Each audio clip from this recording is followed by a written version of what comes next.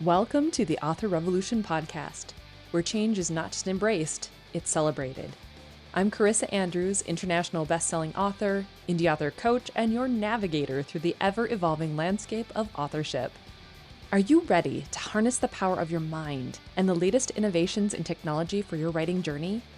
If you're passionate about manifesting your dreams and pioneering new writing frontiers, then you're in the perfect place. Here, we merge the mystical woo of writing with the exciting advancements of the modern world. We dive into the realms of mindset, manifestation, and the transformative magic that occurs when you believe in the impossible. We also venture into the world of futuristic technologies and strategies, preparing you for the next chapter in your author career. Every week, we explore new ways to revolutionize your writing and publishing experience. From AI to breakthrough thinking, this podcast is your gateway to a world where creativity meets innovation.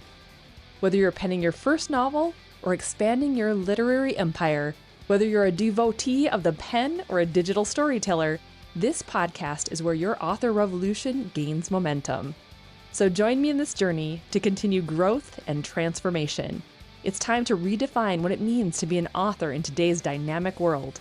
This is the Author Revolution podcast, and your author revolution starts now. Well, hey there, everybody. Welcome to another episode of the Author Revolution podcast. Here we are. It is already the beginning of May, and who knows how fast the rest of this year is going to go. It's just been insane how quickly everything has been flying by. And I don't know, it's probably this whole notion of what I'm trying to do and what I'm trying to accomplish this year. I'm doing big things, going bigger than ever before. And it just has been a very quick year. I still look back and go, holy cow, where did the past 4 months go? But all right, here we are. Now, today, I want to talk to you about someone who has been on the show before. She's amazing. Her name is Martha Carr, and you probably remember her when we were talking about Kickstarter last year about her first ever Kickstarter, Amen. And what's really cool about Martha is that she is an innovator. She's not afraid to try new things, to go new places, to start over. And in essence, that's kind of what she's doing with this new set of Kickstarters. She's relaunching her career as a solo author. In the past, she was a traditionally published author, and then she was also co-writing with Michael Anderle. So there's a lot of books she's put out there in the world, but not all of them are just hers. And so with these Kickstarters, she's working on developing her own style on her own, getting her audience, primed and prepped on her own. And it's been really cool to watch her just flourish. I mean, she's an amazing woman anyway, but to see all the exciting new ways that she's willing to just kind of put herself out there and try new things, it really embraces and embodies the type of author that I'm always encouraging you guys to become, right? The one that is willing to look past your fears and try new things and step out of your comfort zone and maybe innovate in new ways. And so her story is one that always inspires me. And when she comes on the show, she always has such great advice and insights as to what it means to be an author, because she's been doing this for a long time, right? And she's seen a lot of trends come and go. She understands the marketplace in ways that even I myself am only just beginning to understand.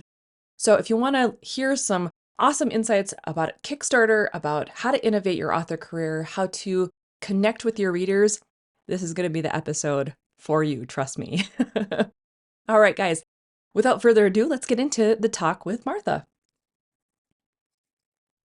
Well, hi, Martha. Welcome back to the Author Revolution podcast. I'm really excited to have you back on the show. The last time you were here, we were talking about your first ever Kickstarter for Amen, right? Queen of the Flightless Dragons.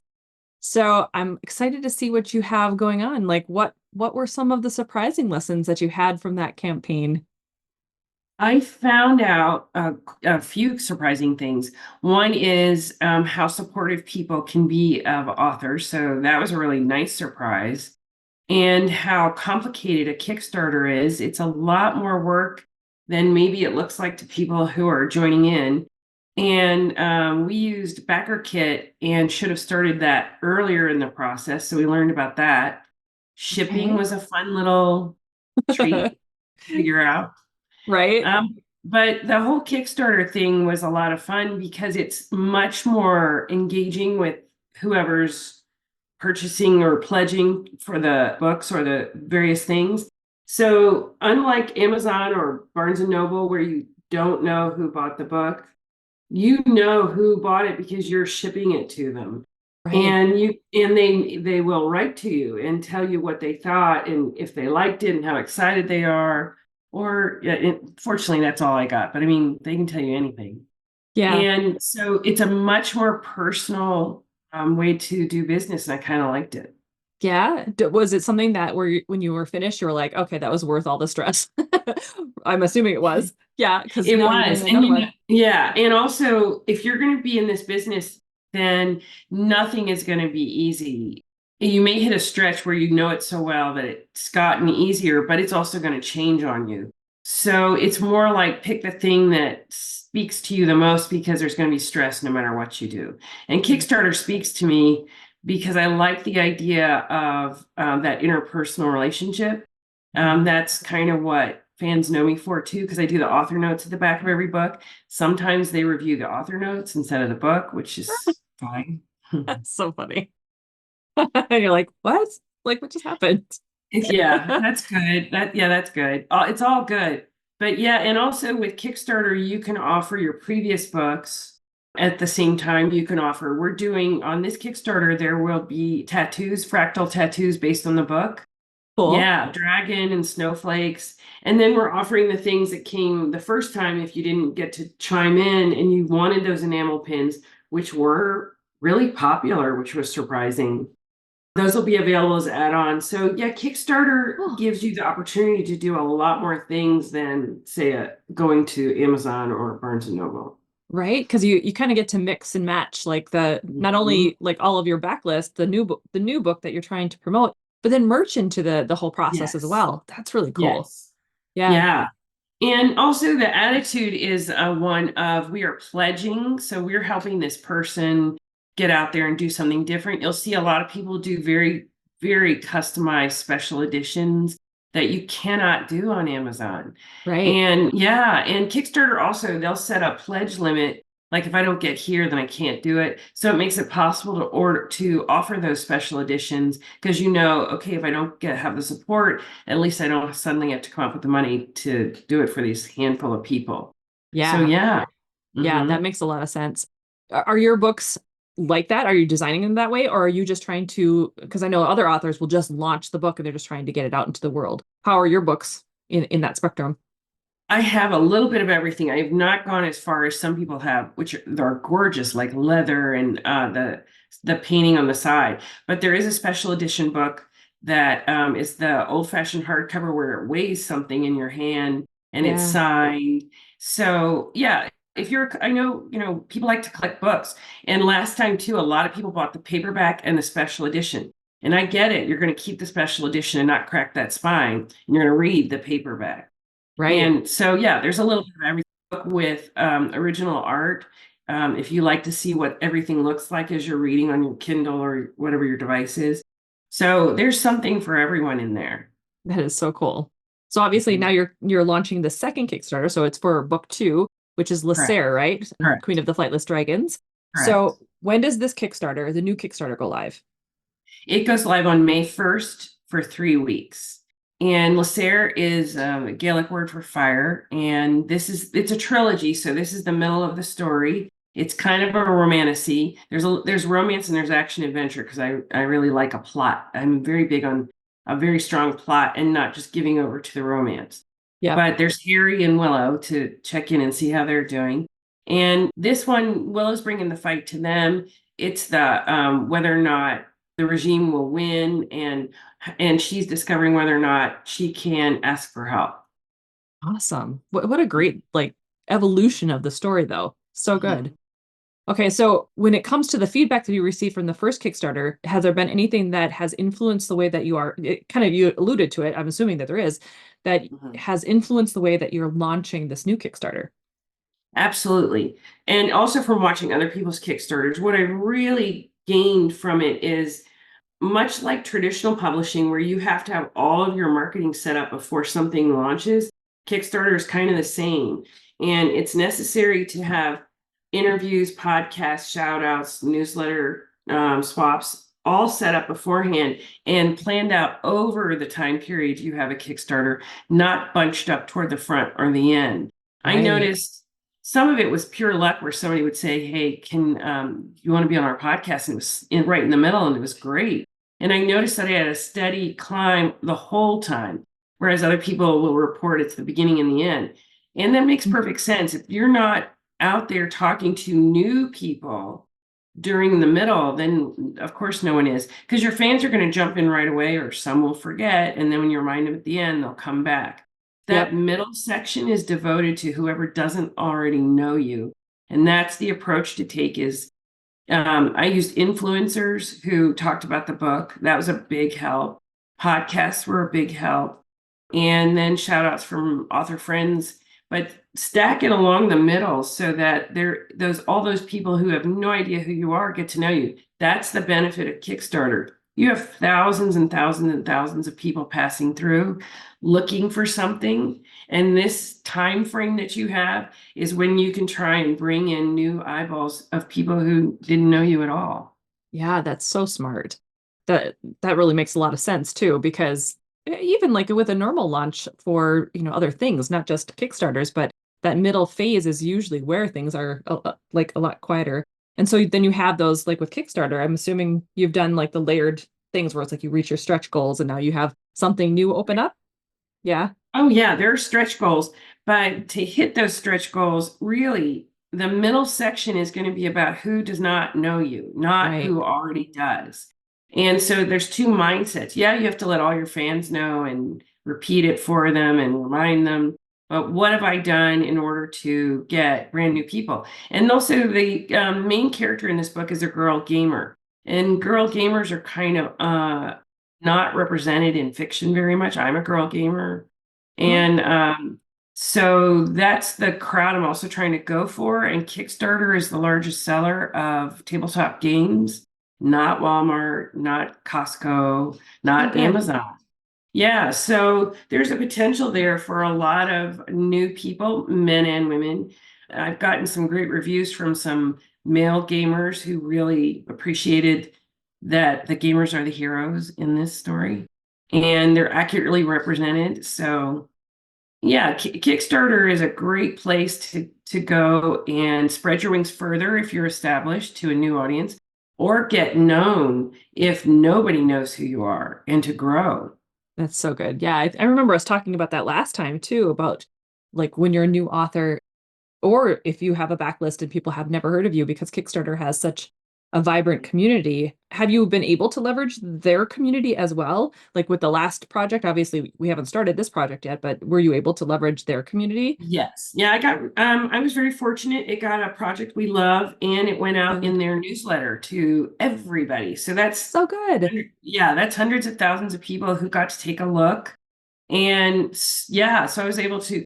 Also, I did a little tiny Kickstarter in between the two of play mats, which is what you use in a tabletop game, Okay. and of the different dragons and different art from Amon. And that one I could direct. So when you do a Kickstarter, you have to pick like, is it publishing? Is it gaming? This one I was able to aim it straight at gaming and maybe draw in a few more people who now have a really Right. cool mat. And can hopefully come and buy Lacer. So you Yeah, just got to because now keep. they're a part of Mhm. your Mhm. they understand who you are. They're kind of following you when they back you, right? So then when Right. you go back into that, you could be like, "Hey, by the way, I have a new Yes. Kickstarter," and then they can Yes. see it. Oh, smart. Yeah. That is Yeah. really smart. Yeah. And then once the book is launched and doing and out there. So also the books, if you get them on Kickstarter, I'm going old fashioned on everybody and I'm marking the page inside with the date and 001. And if you get it later, it'll be 002 or 003. So the only way to get a first edition is if you're in on the Kickstarter. And Yes. yeah, so that's also another clever little thing you just that's the fun of Kickstarter is it's limited to how clever you are. Absolutely. Absolutely. Well, and okay, so you mentioned Backer Kit as being something you wish you would have started sooner. Do you want to elaborate on that? Like what was it about Sure. Backer Kit that you wanted to, or you wish you would have done earlier? There's a lot to fill out for Backer Kit and a lot to Okay. get approved, and it takes a little bit of time. And I didn't realize I could start it sooner. And if I Mhm. had, it would have sped up the process a little. It wasn't a big deal, but it was just a learning lesson that Backer Kit's a little more complicated than it looks on the surface. It's very Okay. helpful, very useful. It helps people who decided later they wanted add-ons, they can do it then. And it was significant how many people did exactly that. So Okay. it's very useful. Yeah, the Backer Kit was super useful for just giving people a second chance to look around again and getting the surveys done. Should have started it sooner. And that I expected that though, that I'm in a new process and I'm going to learn over time the best. But again, in this business, the second you really have it down, things change.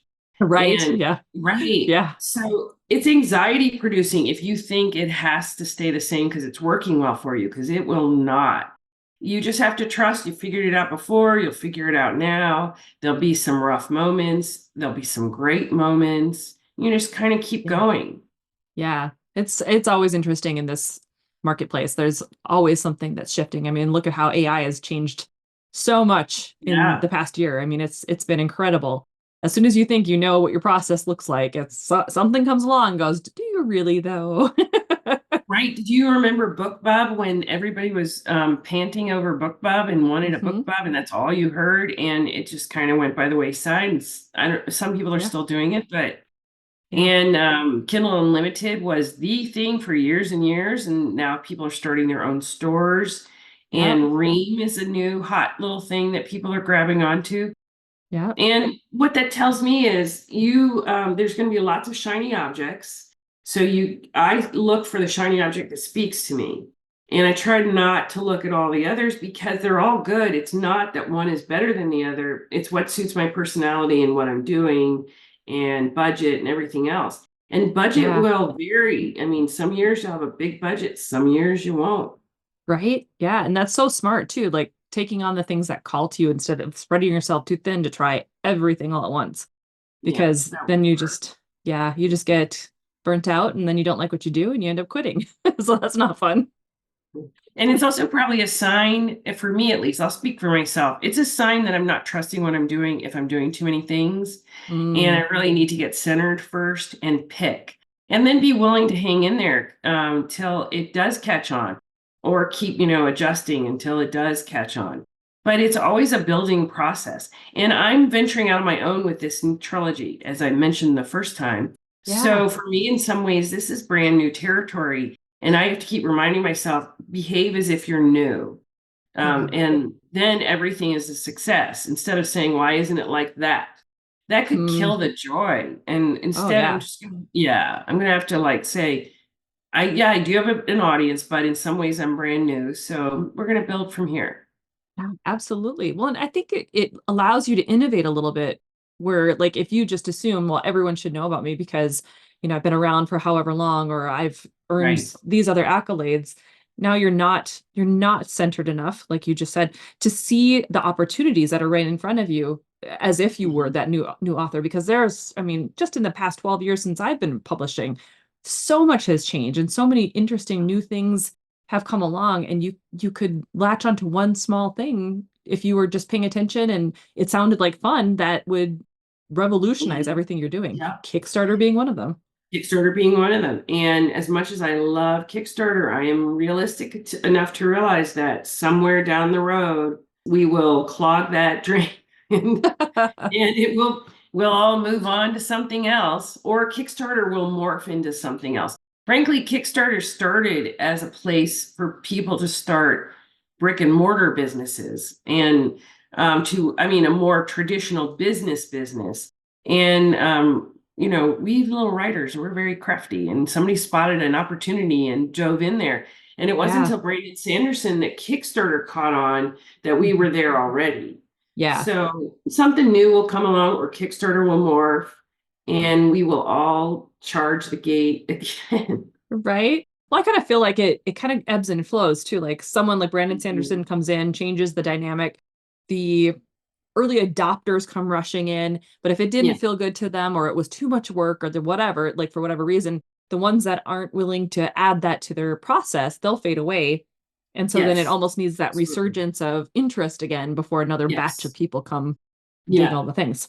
But if it speaks to you, hang in there because Yeah, I agree with you that there's a lot of early adopters and a lot of them fade out, but there's a handful who spot the opportunity and stay, and then everybody regrets that they didn't hang around. right. So yeah, if it speaks to you, hang in there, and if you're growing, you're growing, Yep, and take what you can from it and go. Plus, in Kickstarter, you have the emails of everybody who purchased from you.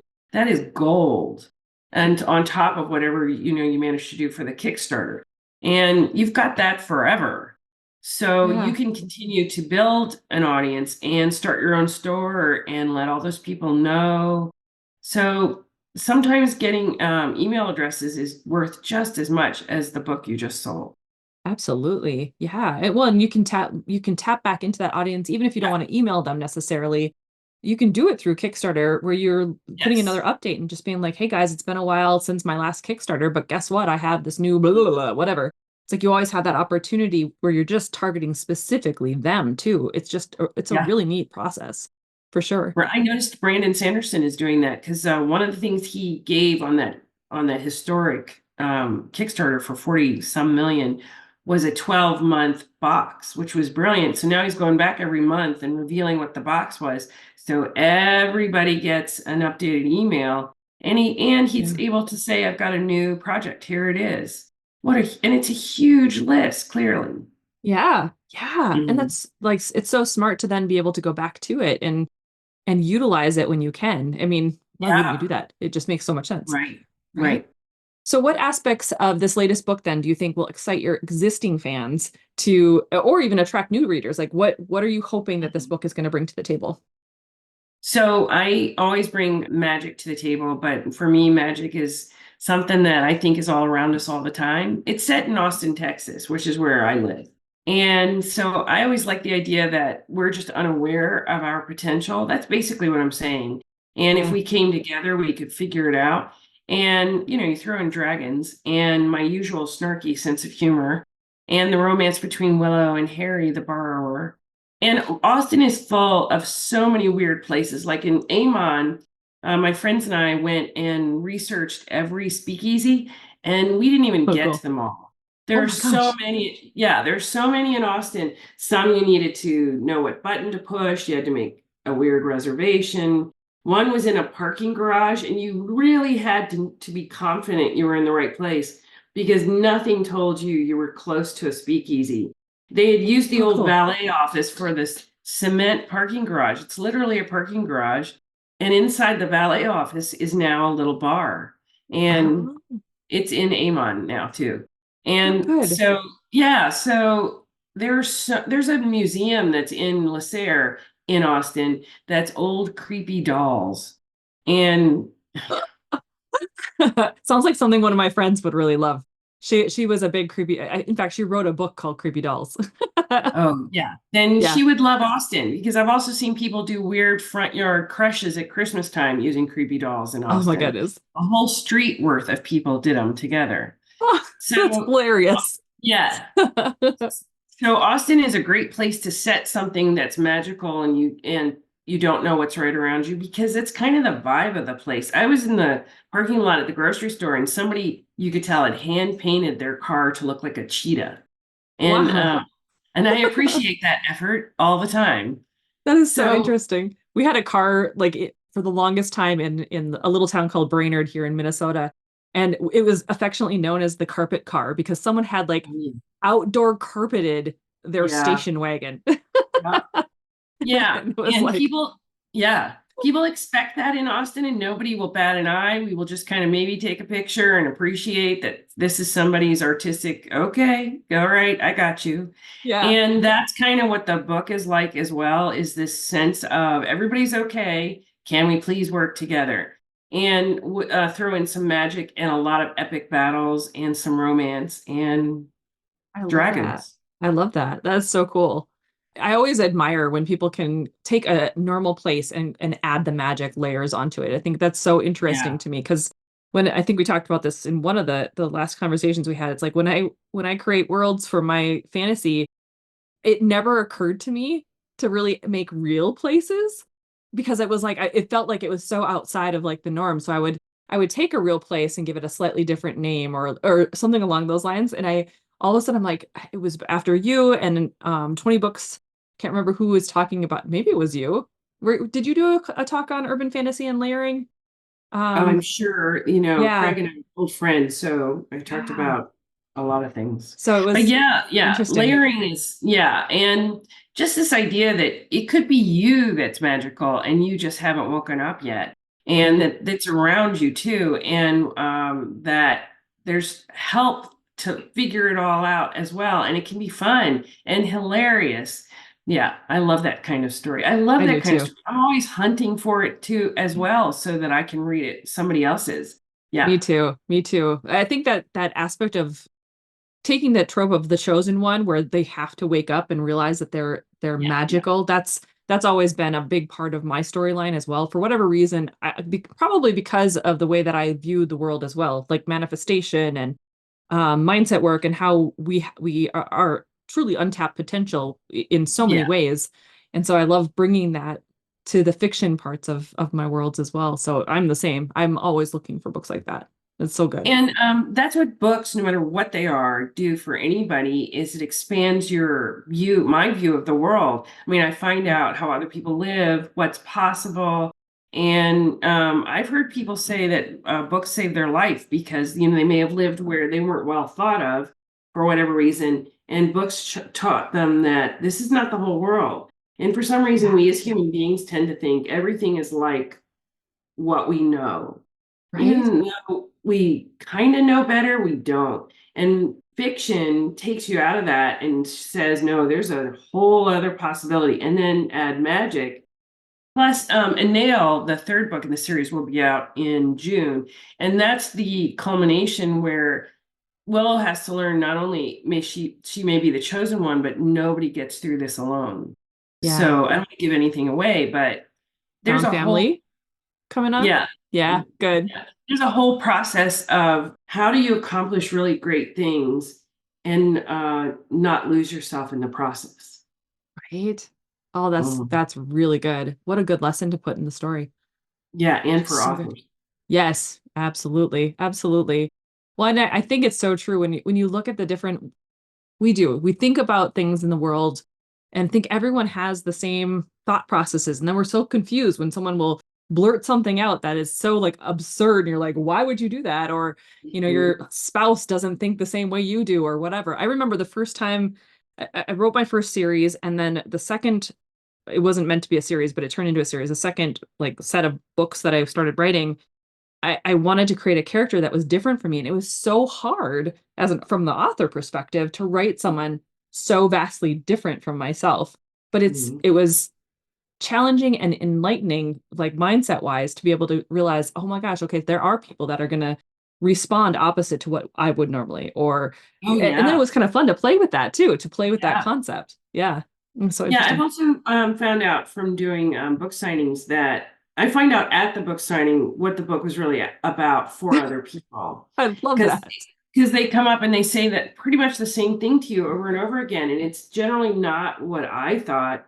But yeah, Yeah. people then let you know, oh no, this is what it did for me. Yeah.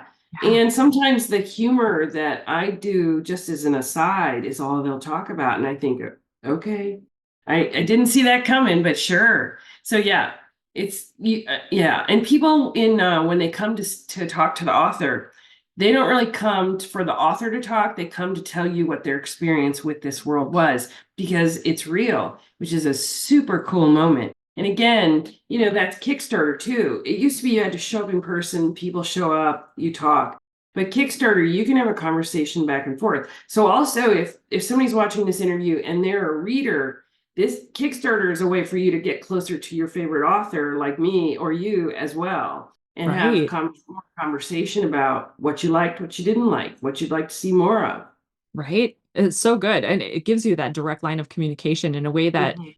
that feels authentic. I think that's part of the reason why I also like Patreon. I haven't tried Ream, but I've heard great things about Ream as well, where it's like there's something about having that paywall where someone has to come in and say, yes, I believe in you enough to be able to Uh-huh. hand money over. And then Right. it's like they're freer then to have that conversation. I think so many times authors are put on this pedestal and then readers think they can't reach out or say something or, talk to the author themselves. And so the Right. author's over here going, no one likes my books because no one says anything. But really, it's just they're scared to talk to you. Yeah, and I think maybe I accidentally went over that bridge by doing author notes. The author notes are so personal and about my life because you do so many of them, you start to run out of topics. And Sure. so people feel like they know me, so it's easier to talk to me. So that's So another way you can smart. do it is just put a note in the back of every book about what's going on. That's so smart. That is so smart.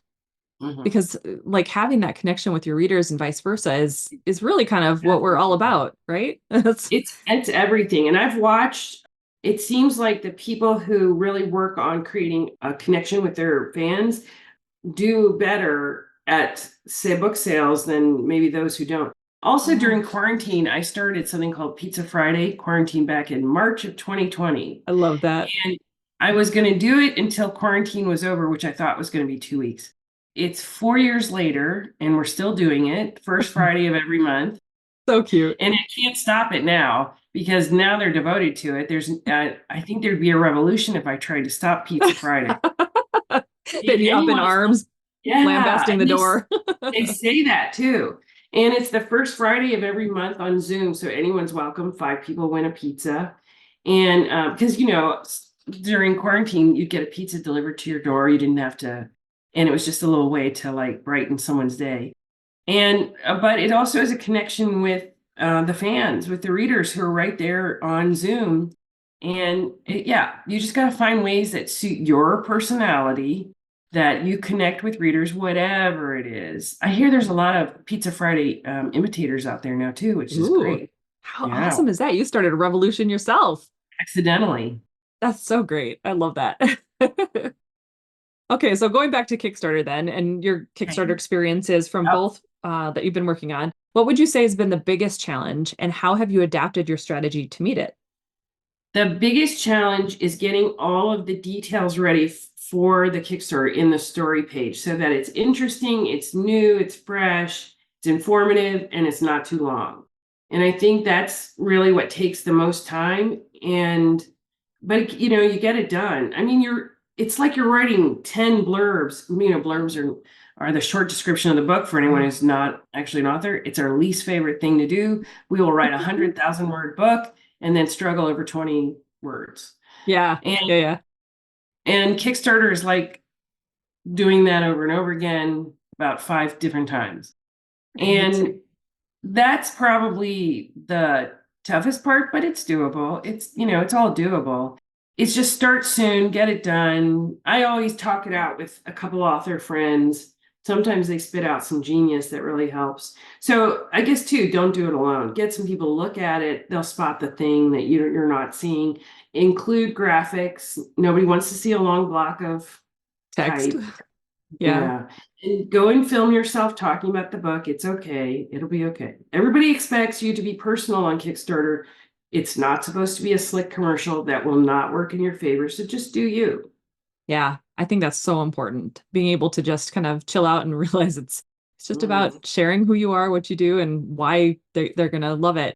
So speaking of why they would love it, so with the series, The Queen of the Flightless Dragon, what what would you tell your audience or new people coming over to the Kickstarter that would convince them to back Lacer on Kickstarter this time? Like, what is the thing that you are telling them? So if you really want something that will take you out of your world you're in and have an adventure without a tremendous amount of angst, because I'm not a big fan of angst either. I've been known to flip to the end of a series on TV, and I've been known to flip to the end of books. Oh my I goodness. can't, I cannot stand to be held in angst for a long stretch. I mean, there's some, but I'm not going to do that to you where you like this the entire time. But if Yeah. you want like fast-paced action adventure, if you want romance, and if you want really good character development with a lot of humor, and every place in the book is real. Also, if you're into board games at all, that's the strategy that gets used. The board games get mentioned. If you just want to have some fun and escape for a while and have it go fast paced and really love these characters so much you want to know how are they doing now, then come check out Lacer. I love that. That is so cool. So what are your goals for the Queen of the Flightless Dragon series following the second book? Obviously, you said the third book. Are you Hmm. doing a Kickstarter for that third book in June I am. or you are? I am. Okay. The Awesome. Anel will be out in June, and then the Mermaid Detective will be the next trilogy that starts in July. And then Oh, I'm just, cool. yeah, and it'll be set in Austin, of course.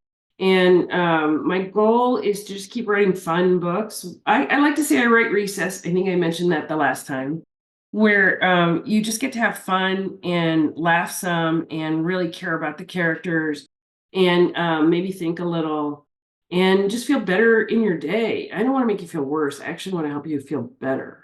Yeah. Yeah, we need more books like that, especially in the fantasy realm. There's such a weird divide. It's like you're either really dark Yeah, and yeah, like the world almost apocalyptic, post-apocalyptic in yeah, the fantasy, or it's like the opposite. It's just like, yeah. yeah, it's And I very guess there's interesting. room for both because people seem to really love both, but I'm not your doom and gloom girl. I'm more the you are more magnificent than you realize, and you can have fun while you figure it out. And you're not going to do it alone. And there may be some great battles. That is so good. So Martha, just beyond just the funding and marketing, what do you think is the most valuable aspect of using Kickstarter for book projects that authors might not initially consider? The it's those emails. It's that you will gain an asset that you can use forever. You know, people talk about how big is your newsletter list, and they're really saying how many emails do you have? Yeah. And you're picking up new ones every time on Kickstarter. Use them appropriately, don't abuse it. And that, I mean, really is the most valuable thing you're getting is that contact that you can make later with those same people to say, by the way, I've opened a store and here you can get these other books. And I have a bigger backlist. Did you want to go browse? Or if somebody wants to start something that's like Ream or Patreon, but on their site. And more I see authors are cutting out the middle people and saying, well, you just come to me. And that's what Kickstarter is going to help you do because they're giving you direct contact with everyone who said, hey, I kind of like you. Right, right. I think that's so Mhm. key. It really is. It's Mhm.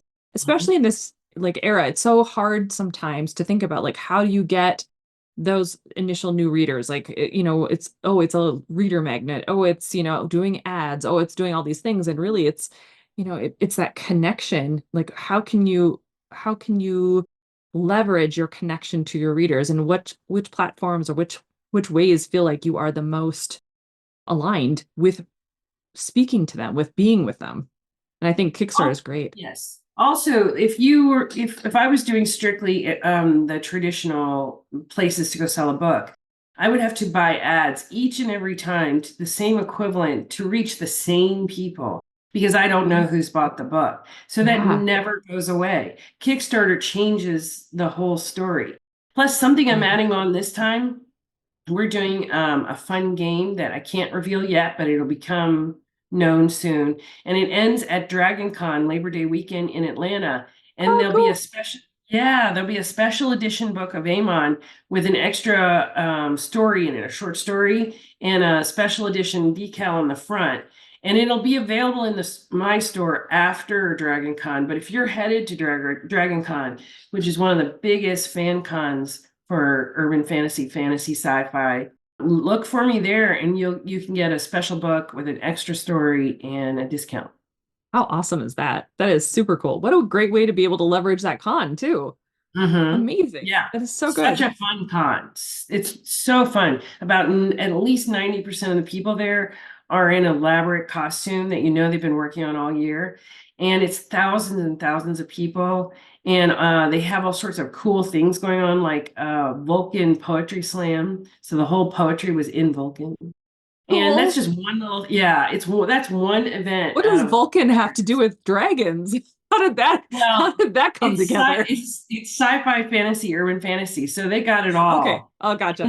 they have lots of things going on at once. I'll be on a bunch of author panels and there's books galore that you can get. And so we decided to do something really unique that will become more and more obvious that maybe you and I can talk about later when I can actually say what it is. Super But we've cool. gone way over the top with a project, a secret project that culminates at DragonCon on Labor Day weekend. Oh, how good is that? So teasers, guys, teasers. Yeah. Okay, Martha. So where can my audience go to find out more about you and all about this new Kickstarter for Lacer? So I have a Kickstarter site. MarthaCarr.com is devoted to just the Kickstarters, and you can link up and sign up so that you'll get a notice when it goes live. And it's MarthaCarr.com. Wanted to make it easy because sometimes the links can get to be super long, but that one will take you straight to where you can sign up and get a notice and find out more about Amon and Lacer and Danail. So good. Well, Martha, thank you so much for joining me today and for talking about all of your expertise and knowledge now with Kickstarter from someone obviously who's been doing it and sharing your stories and wisdom. I appreciate it so much. Thank you for having me on. I really appreciate too your wisdom. I mean, you're out there telling people, "Hey, I think you can do this. You've got it in you. You just here's a few tips." I mean, it's invaluable. It's low key and it's not so. Why aren't you doing better? It's Right. a great service. Well, Mhm. thank you. Thank you. Mhm. Well, thanks for being here. I appreciate it. See, I told you this was going to be a good episode. Martha always brings such interesting insights when it comes to the talks that we've had. Like she's talked about a lot of different things that I've seen her at. And obviously on the podcast, we've talked mostly about Kickstarters, but she's a fount of information and wonderful insights. So I definitely recommend, I can say this with 100% accuracy now, going to one of her Pizza Friday deals the first Friday of the month. They're so much fun. I just went to her last one here in May and it was just, it was such a blast. And I got to corrupt her readers a little bit because I was in there. I got asked the question of what I'm reading right now. And I was literally just finishing up Pucking Around. And so I got to introduce the concept of polyamory into the mix, which was a very interesting discussion, needless to say. Anyhow, it's a fun group, so many cool people there, so many readers that are just insatiable when it comes to fantasy and science fiction. They love to read. They obviously love Martha and adore her to pieces, as well they should. So check that out. I will make sure that there are links in the podcast notes today about how to get to Martha's Kickstarter, how to head over into her fan group to be able to know about those Pizza Fridays. And then, of course, I will have a couple of other insights and tips in there for you as well, because Author Revolution has some new and interesting things that are going on in June. So I'm giving you a little heads up as of right now. The end of this month is going to be a little bit crazy for me. I have my in-laws coming from England. So my mother-in-law and my brother-in-law are coming over to spend 2.5 weeks with us. They're going to be here from the end of the month into the middle of the first week of June.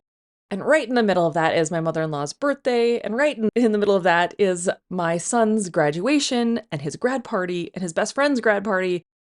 So I'm taking time off. I'm taking time away from Author Revolution, from writing, from doing all the things, even though Midlife Wolf Bond is going to be launching on my website, guys, because I'm almost done with that too. It's been a crazy month. I'm telling you, I've been so deep into the rabbit hole. It's just been nuts. But the thing I want you to know about is we've got a couple of things going on. So in June, we've got a new masterclass that's going to be coming up, Quantum Manifestation. So this is for you guys who are maybe a little bit more on the skeptical side or need to have some scientific understanding in order to figure out why manifestation is a thing. Maybe you're not all completely woo like I am, right? I'm both. I am scientific and I am woo. I like that dynamic of both.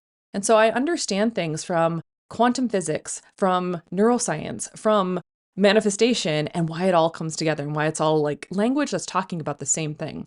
So we're going to have a discussion about it. I was nudged in a meditation to talk about it, to start putting it into my messages that I am relaying when it comes to manifestation going forward. So here we go. Quantum manifestation is coming your way, guys. So if you're interested in joining that masterclass, it will be on June 14th at 1 p.m. Central Time. The link will be in the show notes. But there's also, I've been nudged by a couple of students now that if I'm doing master classes, that maybe we have a masterclass membership. So I've created a masterclass membership where you can sign up. You can have access to all of the masterclasses. You don't have to keep signing up over and over again. And what happens is then you have it for a cheaper rate, obviously, because that's you committing to being a part of this thing. But also, it's just like this ongoing process. You can join in and stick around. You get access to anything and everything. We're going to talk about things from manifestation, obviously, to AI, to new technologies when they arise, to new strategies as they get developed, or as I start thinking them up, or start implementing them, or whatever. We're going to have new classes every single month. And so going forward, each month, there will be a brand new masterclass that I'm going to be talking about, that I'm going to be creating on Zoom, live, bring your questions, do all the things. Then, then after that, I'm also going to be launching a brand new course. It's going to be an audiobooks for authors course called Own Voice Audiobooks. And so this is going to be me walking you through step by step how to create your own audiobooks. So I've been doing this for a long time. I have, I don't even know, 16 or more. I lost count. I was like, 16 is good, whatever. Audiobooks that I have done on my own. And obviously, I've been doing this podcast now for 5+ years. And so I know a thing or two about audio. So I'm going to launch this audiobook course. So if you want to record and narrate your own audiobooks, I'll show you how to do it and how it's done. But I'm also going to be having like an add-on or like a smaller course where it is just about learning how to use 11 Labs to have AI narrated audiobooks. And that's going to include things like using your own voice as an AI, picking other AIs. Like, let's say you have a dual perspective novel and you want to have, one chapter being read from a guy, one being read from a girl. I'll play around with the concepts of having something that's more of a dramatic experience, but I'm not sure how that works yet. I haven't played around with that yet. So there's going to be 2 different audiobook courses that are coming out at the end of June and early part of July as well. So if you're interested in any of these things, there will be special pricing going up until the end of the month for the audiobook stuff. So you get beta launch pricing for that. So make sure you check out the show notes and just look around. Like, there's new things that are happening all the time. And I really, really want to be here to support you on all the new ways that you can be innovating your author career. So if you're excited like I am about all these things, share it with a friend, let them know that you heard it on this podcast, like get involved, sign up for the courses, and then share that with your friends as well. Okay? So that they know that these courses exist, so that they know that these masterclasses exist. Because it's all about sharing the love and it's all about helping to elevate the author community in ways that maybe you haven't, I know I haven't sometimes thought of until this very moment. So that's what I'm here for. I'm here to spark that creative innovation, help you to be a bit unconventional, and of course, start your own author revolution. So head over to authorrevolution.org/234 to get all of the goods. That's going to be the transcript. It's going to be Martha's links. It's going to be the stuff for the new courses and masterclasses. So check that out. And I just hope that you are ready to embrace this new half of the year. Things are going to start really manifesting in new and interesting ways, especially now that quantum manifestation is starting to play in the mix of it. I feel like there's been a shift in me where it's like, again, everything's coming together, everything's making sense. And now I get to talk in new and exciting ways. So here we go. Buckle up, my friends, because it's going to be one hell of a year. All right. You know what to do. Number 1, get in on Martha's Kickstarter. And then number 2, go forth and start your author revolution.